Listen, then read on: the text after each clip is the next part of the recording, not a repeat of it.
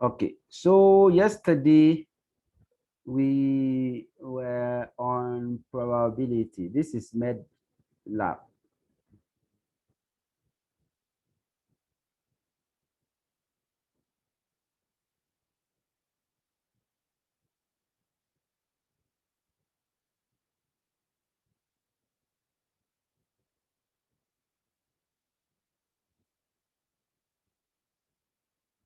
So we were solving the video, we were solving examples of probabilities.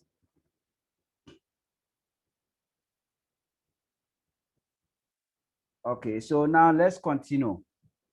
Can you hear me? Yes. All right, so No, let's sir, consider I think this we are example. about starting the way now. Come again. Come We are again. about starting the probability. We've not started yet, sir. How?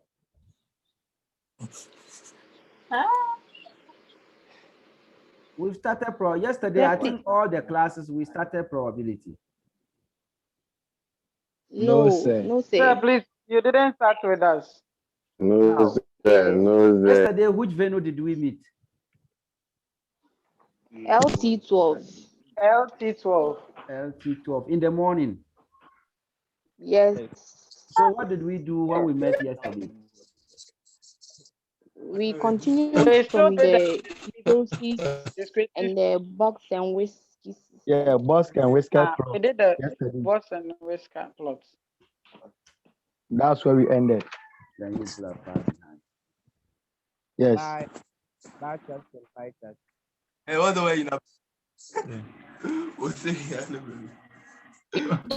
Okay, so here let's look at probability distributions or probability. So here, before we do probability, we need to know what sets are. And then we are saying that, can you guys stop making noise?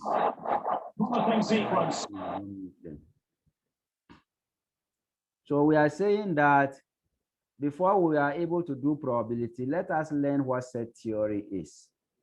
And then we are saying that before we can do statistics, we need to know probability theory. And before we can do probability theory, we need to know what sets are. And we say the sets are collection of distinguishable objects or entities. For instance, if we are looking for letters, E is a letter, F is a letter, G is a letter, and we say that they all belong to set A. If they belong to set A, what that means is that we can simply write the set A is equals to the elements E, F, and G. So if we want to say that E is an element of set A, then we simply write it as E belongs to set A. If we have set B to consist of real numbers between 1 and 10 inclusive, then what that means is that the set B is going to be equals to X, where X would take values from 1 up to 10. So in this situation, set B is going to consist of values from 1 up to 10. Is E in set B? E is not in set B. So to say that E is not in set B, what that means is that you just say C does not belong to set B. So you can see that this thing, E does not belong to set B. So you can see that the belong is cross to say that E does not belong to set P. And that is what you are seeing there. Now, we can consider two sets, set C and then set D. So set C, for instance, we have 1, 3, 5, and A in set C. And in set D, we have A, 1, 5, and then 5, 1, 5, and then 3. Now, these two sets are equal because we are saying these sets are equal because the elements that are in set C are the same as the elements that are in set D. So therefore, in terms of the number of elements, we can say that set D equals to set C. However, if we talk of the position of the elements, for instance, you can see that A is in the last position in set C, but A is in the first position of set D. So in terms of the positions of the elements, the two sets are not equal. So equality in terms of the number of elements, then the two sets are equal. But in terms of the positions of the elements, the two sets are not equal. What is a subset? When do we say a set is a subset of the other? Now look at these sets. We have set G consists of elements 1, 3, and 5. We have set H consists of elements 1, 3, 5, 9. And we have set J consists of elements 1, 2, 3, 4, 5. Clearly, what this shows is that G is a subset of H. That when we say G is a subset of H, what we are simply saying is that all the elements in G are all in what? H. Now, if you take G, all the elements in G are also in J. So G is a subset of H and also J.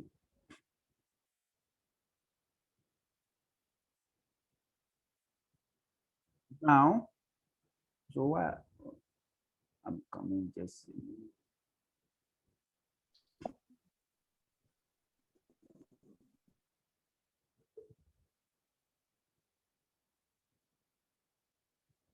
So the subset, so G is a subset of H and also J. But H is not a subset of J. Look at the elements of H. In H, we have 1, 3, 5, and 9.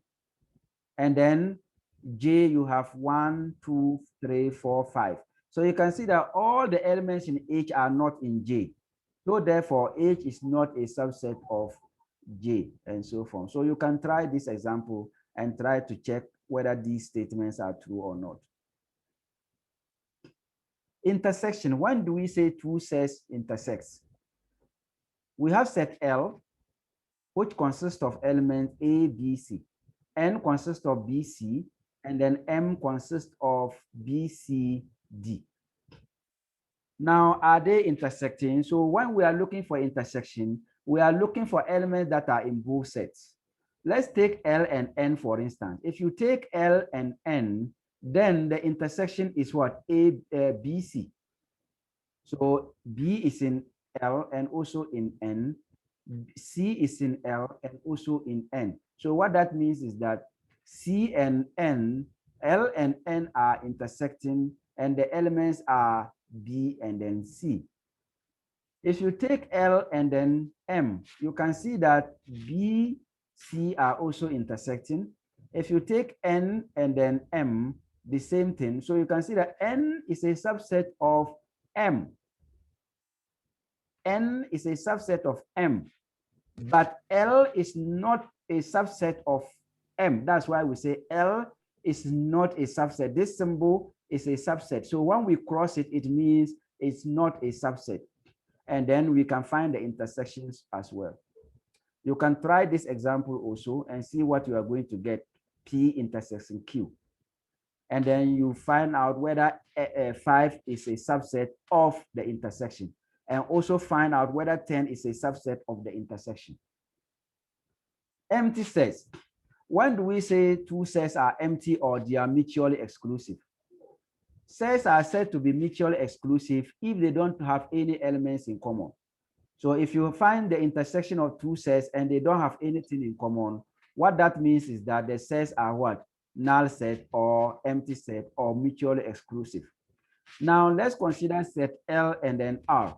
Look at set L and R. If you find the intersection of L and R, you will see that no elements, they don't have any common element. They don't have common elements at all. All the elements are different. So that means, so there is no common element between L and R. So what that means is that L intersection R is a null set, or they are mutually exclusive, or they are disjoint sets. When we talk of universal set, universal set is when we combine all the sets or the elements together. Now let's consider set A equals to 1, 2, 3, and then set B to be equals to 2, 3, 4, 5. Now let's find the universal set of these two sets. So the universal set is when you combine these sets together. And if you are combining the sets together, we say A union B. A union B, so we are going to have 1, 2, and then we have 3, and then we have 4, 5. So this is the union of the set. And some people will use A union B. Some people will just say U. Others will use S. Others will say A or B. So when you say A or B, it's the same thing as saying A union B. So you can try this example and try to find P union Q. Complements of a set. When do we say a set is a complement of another set? A set is said to be a complement if all the elements are not in the universal, if all the elements of that set are in the universal set. So in other words, we are saying that if you have a set and if you have a set and the elements in the universal set are not in that set. So there's elements that are in the universal set, but not in the particular set are the universal set. For example, S is the universal set, 1 up to 6. We have A to be 1, 3, 5, and then B to be 2, 4, 6. Now look at this. What are the elements that are in the universal set, but not in A? So you can see that 2 is in the universal set, but it is not in A. 4 is in the universal set, but it's not in A. 6 is in the universal set, but it is not in A. So what that means is that the elements that are not in A, but in the universal set is or forms the complement of the set. So 2, 4, and then 6 are the complement of set A. And the complement of a set, others will denote it as A prime, others will say A bar. So the complement of set A, which is A bar, is equal to 2, 4, and then 6. So you can see that the complement of set A is equal to that of set B. So you can formulate this. So the complement, so you can say the sample space is from 0 to 1, and then you find the set of this, and then try to find the complement, and then you see that it will be 0 and 1. So you have a sample space from A to Z, and you said there is a set A that contains vowels, set B contains consonants, and then set C contains these elements, A up to J. Then formulate and check whether the following sentences are correct or not. Now, probability theory. We have random experiment, sample space, and then trial. If you consider a situation where you conduct experiment, when you are conducting an experiment, you don't usually know what is going to be the outcome. Until you perform the experiment, you will not know what the outcome will be. So we are saying that an experiment is a procedure whose outcome in a particular performance or a trial cannot be predetermined. You can't determine the outcome. You are performing it randomly to see what is going to be the outcome. So it's a procedure whose outcome in a particular performance or a trial cannot be predetermined until you perform the experiment. Now, when you perform an experiment, the outcome that you get is what you call the event. So you perform an experiment and you get an outcome or an event, you put it down. Perform the experiment again, you get an event, you put it down. Perform the experiment again, you get an event, you put it down. You collect the several events together. So when you collect the events together, that is what we refer to as the sample space. The sample space. So sample space is when you collect all the outcomes or the events together. So we are saying that the set of all possible outcomes of a random experiment is called sample space. So you gather all the outcomes together, and then that becomes the sample space. Now, when you perform experiment, you repeat the same thing over and over and over. When you perform an experiment, you repeat it over and over and over. The repetition of the experiment is what we call the trial. And when you perform during, so that means in every trial, there is only one possible outcome that you are going to get. You are not going to get two outcomes when you perform the experiment. Let's take examples of random experiment. For instance, if you want to toss the coin, you have a coin and you want to toss the coin. If you toss the coin once, you are either going to get a head or you are going to get a tail, isn't it? If you toss it once, it is either a head you are going to get or a tail. Another example is if you take phone numbers, for instance, you decide to pick a phone number at random and then you call the number. So we say that the phone is not answered when it rings for 45 seconds and then, so when the phone is not answered for 45 minutes, we say there is no reply. So you call and see whether the person has answered. No, the person did not answer. They don't, you won't say the person you don't know, and then the number is engaged, no reply. So you have all these possible outcomes, and this becomes your sample space. So how many times did you call? Maybe the one you call the first time, the person has answered. The next time you call, no answer. The next time you call, the person has answered. The next time you call, you don't know whether the person has answered or not. The next time you call, maybe the person is engaged. So how many times? Maybe let's say you have made 1,000 calls. How many times has the person answered yes? How many times has the person answered no? How many times has the person answered maybe you can't say what the person, whether the person has answered or not? How many times is the number engaged? How many times the phone went through and then there is no reply?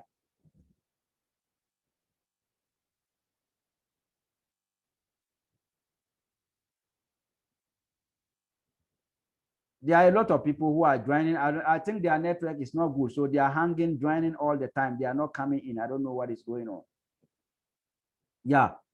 So then we consider the sample space also. You toss a die. So when you toss the die, the possibilities are from 1 up to 6. So when you toss a die, you may get 1, 2, up to 6.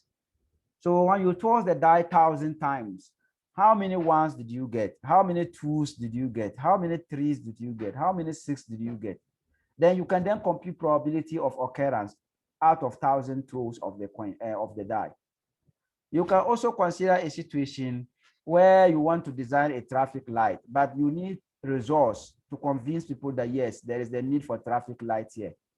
So to do that, you go and sit at the point where the cars will be passing. Then maybe you design, say, okay, every 1 second or every 1 minute, I'm going to count the number of vehicles that are going to pass that point. Then maybe 1 minute time, no vehicle. How many cars did you count in 1 minute? So you begin to put the number of cars down.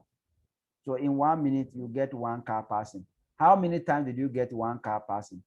And then you record that. And these are examples of sample spaces or random experiment. Now let's consider a situation here.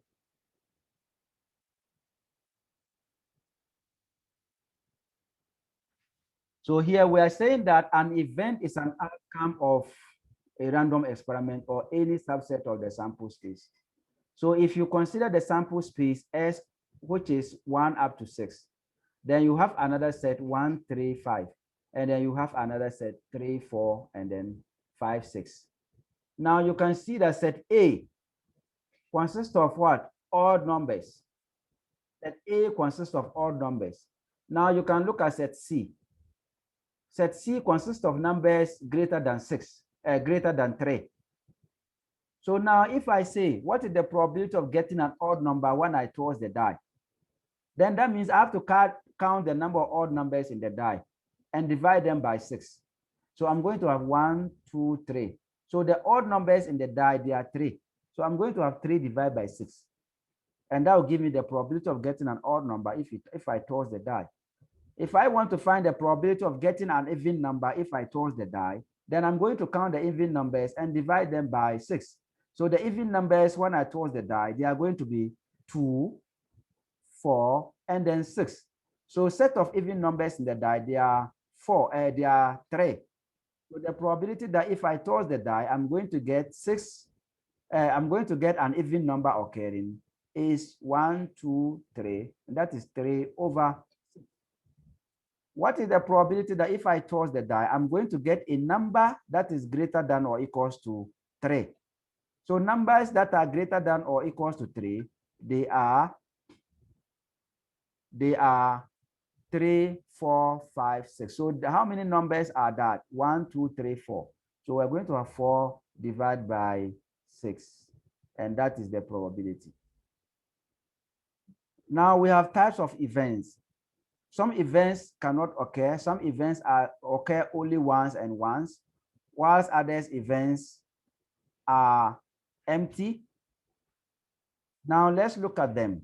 We have impossible events. So event that cannot occur is a null set. Impossible event. There is no intersection. And we have an elementary event, or say unit event, or unit set. So an elementary event is an event that occurs once and only once. If you die, you die. You don't die and die again. An elementary event, it occurs once and only once. Mutually exclusive events, you find their intersection, the intersection will be equal to 0 or null set. And then when we say two sets are independent, that means the intersection is equals to 0, is not equals to 0. In that situation, we say the two sets are independent.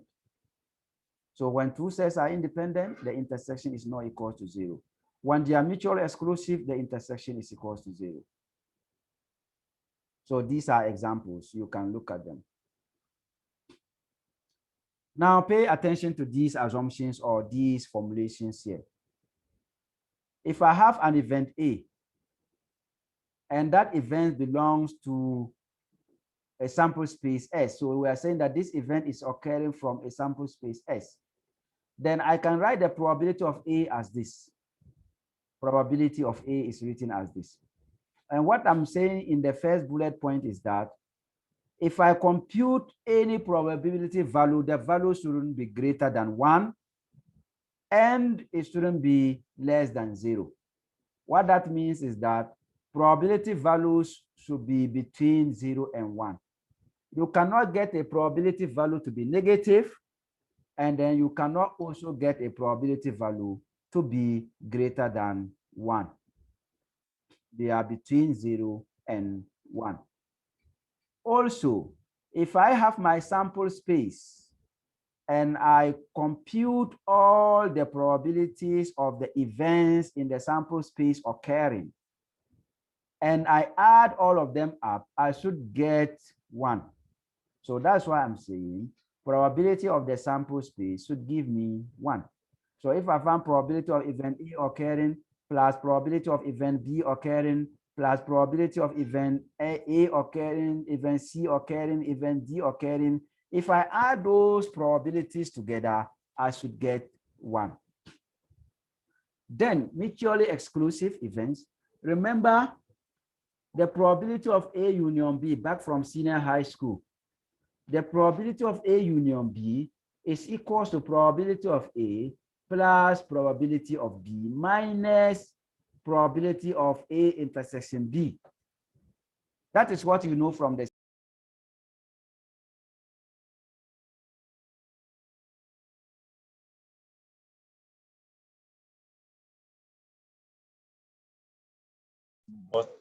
Please, sir, we can't hear you.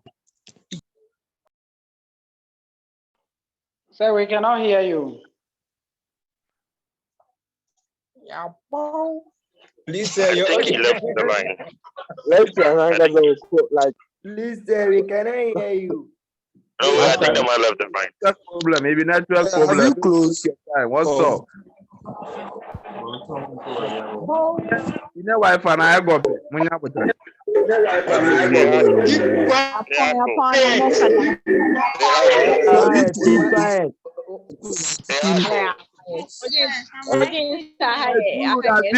Too rude, I see you. I see you. What's up? I play game. So 21. Come make we play.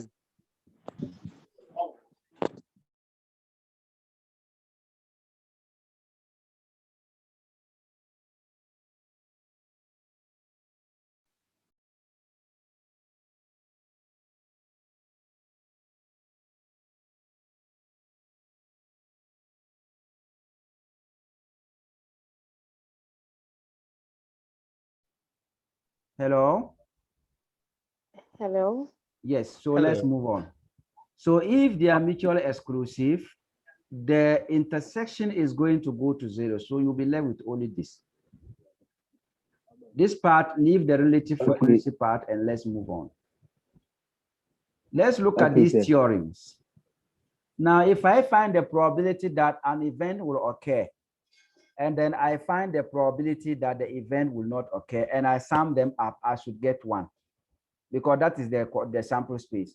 The probability that an event will occur and the probability that event will not occur. It's just like finding the probability that these people are male, the probability of giving birth to a male, and then I find probability of giving birth to a female. If I sum them up, I should get 1, because it's just male or female. So if I sum them up, I should get 1. Now, what that means is that if I know so this represents probability of event A, and this represents probability of not event A. So if I know the probability that event A will occur, then the probability that event A will not occur is just 1 minus the probability that the event will occur. Then, if I have 2 events, A and B, and then they are coming from the sample space S, then the probability of A is just the same thing as probability of A intersection B plus probability of A intersection B complement. And then this is the one I just said, the addition rule. So for the addition rule, probability of A union B is equal to probability of A plus probability of B minus probability of A intersection B. So if the 2 events are mutually exclusive, this intersection goes off and then leaving only this part. Now, if you have 2 events, B and A, and event B is a subset of event A, the probability of event B is going to be less than or equals to probability of event B. If the 2 sets are independent, if you have 2 sets or 2 events to be independent, A and B, then the probability of the intersection of these two probabilities, these 2 events, is equals to probability of A multiplied that by probability of B. So for instance, if I'm able to find the intersection of 2 events and I have the individual probabilities, I should be able to know whether the events are independent or they are not independent. I'll find the intersection, and then after finding the intersection, I'll then multiply the individual probabilities to see whether the individual probabilities are going to be the same as that of the intersection or not.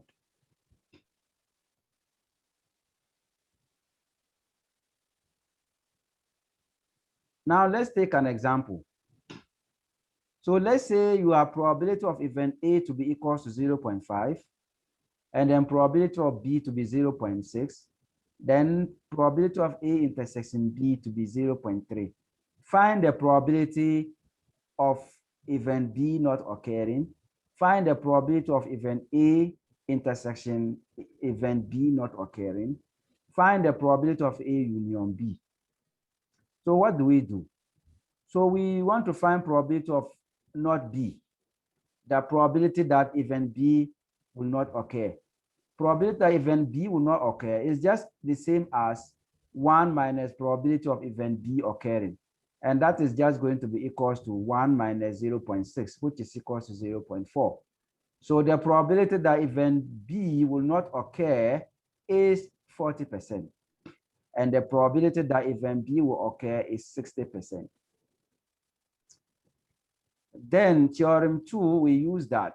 Remember, the intersection of this is just equals to probability of A minus the intersection, and that will give me 0.5 minus 0.3, and that will give me 0.2. So probability of event A occurring, but event B will not occur, is 20%. And then the final one, we find A union B, and A union B is equals to probability of A plus probability of B minus probability of A intersection B. And probability of A is 0.5, probability of B is 0.6, minus the intersection, which is 0.3, and that is equals to 0.8.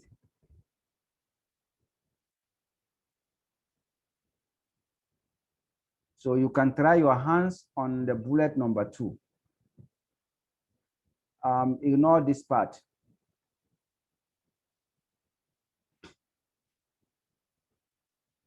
Now let's consider an example here. Let's consider this example.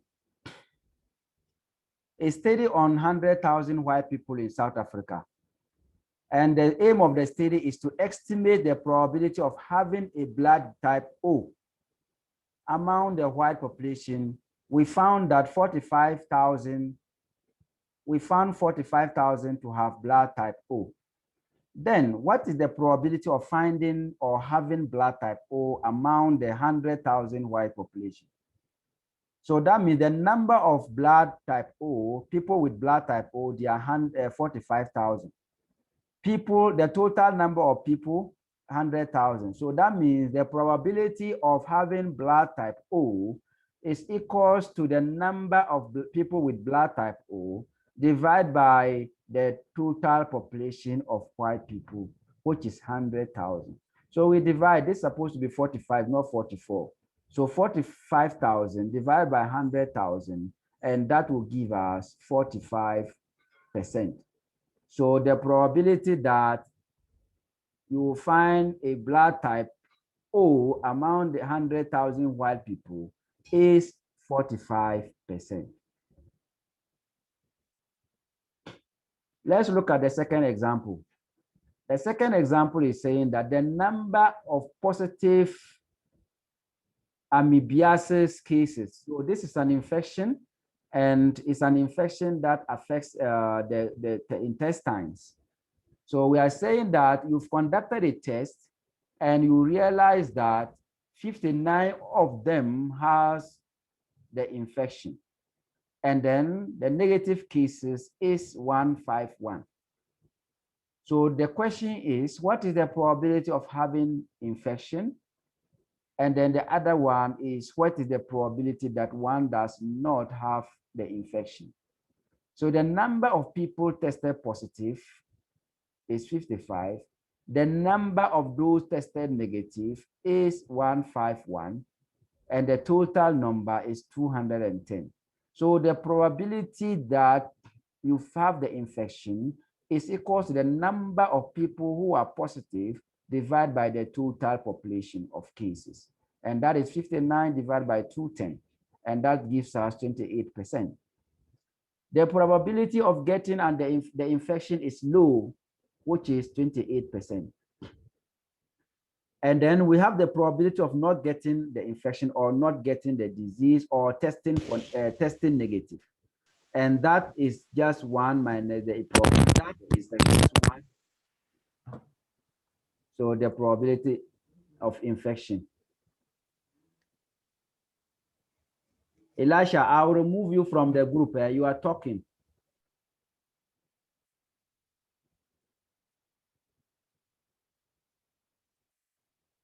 So let's move on. So now the probability of not getting the infection is 72%.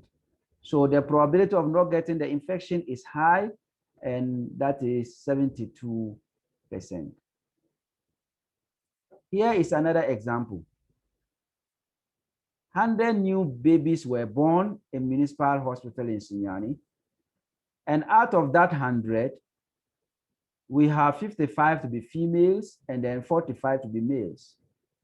Now we are saying that, you see what the guys are doing. See what Opoku or what his name has done.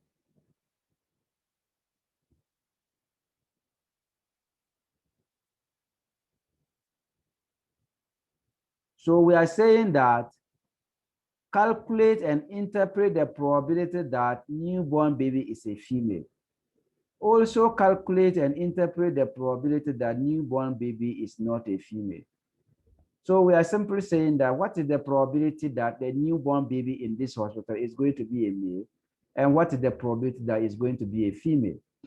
So the probability of giving birth to a female is 55 divided by 100. And the probability of not giving birth to a female is 45 divided by 100. And that is all. So you can work that out quickly and then see what you are going to get. Now, conditional probabilities.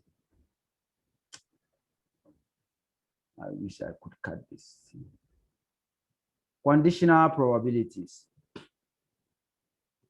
So under conditional probability, we are saying that this is a method that allows us to update or revise probabilities whenever there is new information or whenever we have information about the event that we are going to find to study. So if we have two events, A and B, and we want to find the conditional probability of B given A. So what this simply means is that if we know that the event A has already occurred, what is the probability that event B is going to occur? And that can simply be written as this. The probability of event B occurring, given that, so the slash you've seen here stands for given that A has already occurred. And that is stated as probability of B given A, and this is equals to probability of A intersection B divided by probability of A. So if I know my intersection and I know my probability that A has already occurred, then I can find the probability of A, the probability of B, given that I know my A, provided the probability of A is not equal to 0. If the probability of A is equal to 0, that means A will be undefined. The probability will be undefined. So A must not be, the probability of A, that is the denominator, should not be equal to A. Consider an example. Consider an example where we want to find the probability of finding a king, but that king is a club. You know the deck of cards. The deck of cards, we have the club, there are 13 of them. We have the spade, there are 13 of them. We have the diamond, there are 13 of them, and so forth. So there are 14 sets. The diamond, the club, the spade, and then which one again?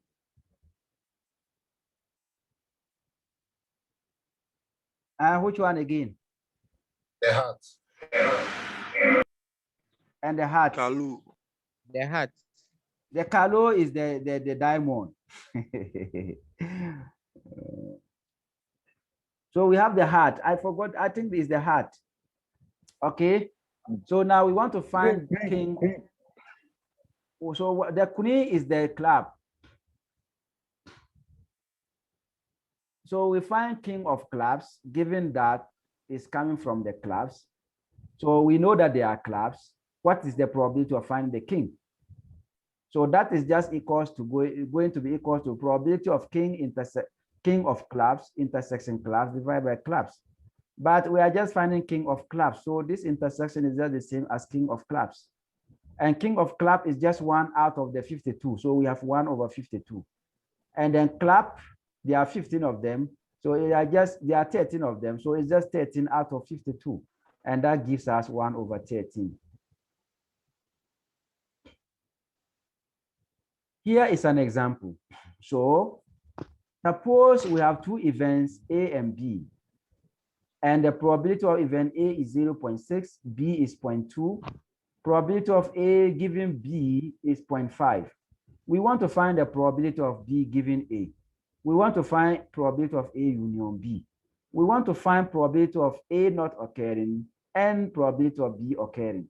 And we also want to find probability of B occurring, given that A has not occurred.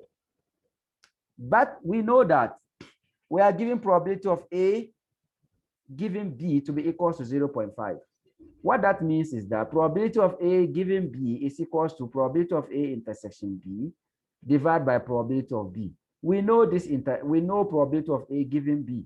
So we write our 0.5 here, which is equals to the intersection is here, but we know probability of B. So that is divided by 0.2. Now we find probability of A intersection B. That is just by multiplying 0.2 by 0.5, and that gives us 0.1. So our probability of A intersection B is 0.1.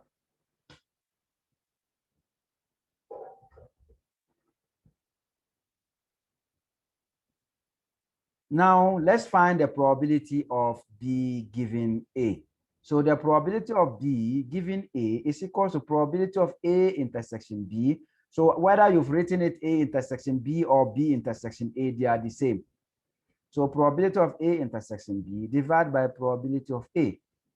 Probability of A intersection B or B intersection A is equals to 1. So we have 0.1. So we have 0.1 divided by probability of A. Probability of A is 0.6, and that gives us 17%. So probability of B, given that A has already occurred, is 17%. The union, A union B is equal to probability of A plus probability of B minus the intersection. Now, probability of A is 0.6. Probability of B is 0.2. Probability of A intersection B is here, which is 0.1. And when you do that, you get 0.7. So the probability of event A occurring or event B occurring is 70%. So there is high chance of either A or B occurring. And then we are saying that we should find probability of A not occurring, intersection B occurring. But we know from that formula, probability of B is equal to probability of A intersection B plus probability of not A intersection probability of B. So we want to find probability of not A intersection B. So we just make this one the subject. So if we make that the subject, we are going to have probability of A not occurring intersection B equals to probability of B minus probability of A intersection B. And this will give us 0.2 minus 0.1, and that will give us 0.1. And then the last one, probability of A given probability of B given that A will not occur. Now, how do we express that? We can express that as probability of B given A will not occur equals to probability of B intersection probability of not A. Divide that by probability of not A. And that is equals to the same as probability of A intersection not A. We already know the value for this to be 0.1. But we don't know the value for this. And the value for this is 1 minus probability of A. So we substitute the value for probability A minus and subtract that from 1. So that will give us 0.1, divide that by 1 minus 0.6. And that will give us 25%. And that is how we solve that. Any question? Any question? Yes, sir. Sir. Hello. Yeah, you can ask your question. Okay, sir. So you divided 51 by 210. Which one are you talking about? I've forgotten, but then it was in one of the slides. 51 out of 210. But you should have your final slides, answer so was when you in have percentage. question, you can refer to. Here. Cause Yeah. That one, 59 out of 210. And your final answer was in percentage. Yes. Go on. We are listening. But it wasn't multiplied by any. But why do you want to see the multiplication? I'm talking to you. You should know that I'm talking of percentages. So if you get the fraction and you multiply by 100, what do you get? Divide that to divide 28 by percent and see what you are going to get.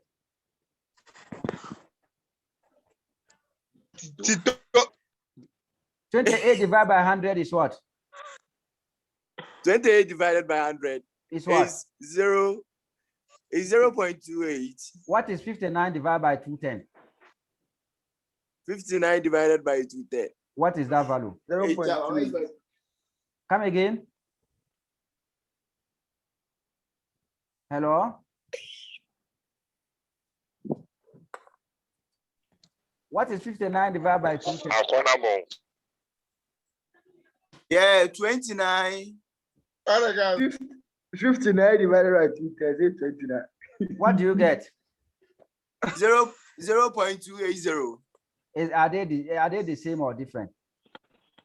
Yeah, they are the same. So why are you worrying us? Like, no, I was confused. So you know percentage is 100. Divide the 28 by 100 and you get 0.2, isn't it? Okay. Mhm. Any other question? Yes, please. Go on. Sir, on the slide you were talking, Okay. the last one. Yeah. Let me go. How were you Yeah. the intersection? The first part here. Please, can you You mean here? Yes, please. Where I'm putting the cursor? Sharp. Okay, so this is the same as what probability of A intersection B divided by probability of B, isn't it? Yeah. Isn't it? Yes, sir. You know the probability of A given B, isn't it? You know the value. Yes, sir. What is the value? Yes, please. What is the value? 0.5. 0.5. So substitute it there, right? 0.5. Then substitute it there, isn't it? Yes, please. Okay. Then you don't know probability of A intersection B, or you don't know the value for probability of A intersection B. Yes. But you know probability of B, the value. Yeah. Okay. You know the value, isn't it? Yes, sir. What is the value? Yes. 0.2. The value is 0.2, right? 0.2. Now substitute them and make probability of A intersection B the subject and see what you are going to get.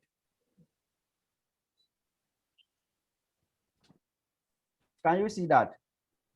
Yes, sir. If you substitute them, you make probability of A intersection B the subject.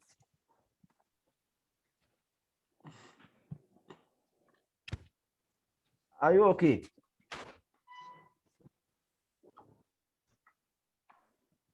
Are you okay? Yes, sir. All right.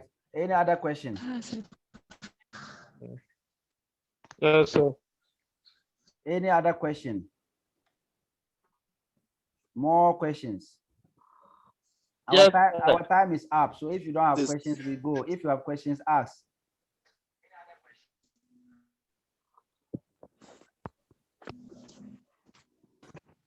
More questions? Yes, sir.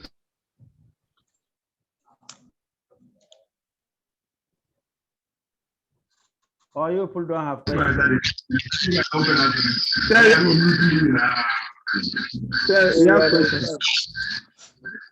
No, sir. You have questions? Yes, sir. Okay, you ask your question. Who is black sperm? Who is having this in my Black.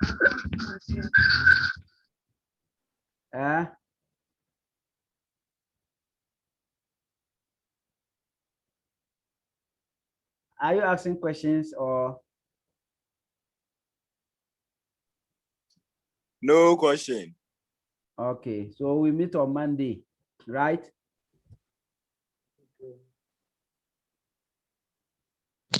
Yes, sir. Your first Yes, quiz sir. is on Monday, so prepare very well Yes, for sir, it. we meet on Monday. Hey, sir, our books is the books they are not in.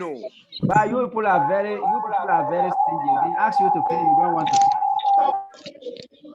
If you don't pay, how do I go? Thank you, and pay sir. them? Yes, sir. But we've paid. But not all of The you. money. Everyone must pay. That was why I gave up to 3 o'clock today. So those who will not pay, we'll pray for only those who will pay, who will sit. So that means you people will not write. Okay, so meaning we are going to have our books before Monday. You are going to have your books before Monday. Okay. That's why I'm putting pressure on you people to pay. That's why I put pressure on you to pay so that we go and pay. All right, so if you guys have no question, then we close here. Okay. Bye-bye. Dennis, The book last price. Dennis, you are not even asking questions. The book last price. When people are finished paying.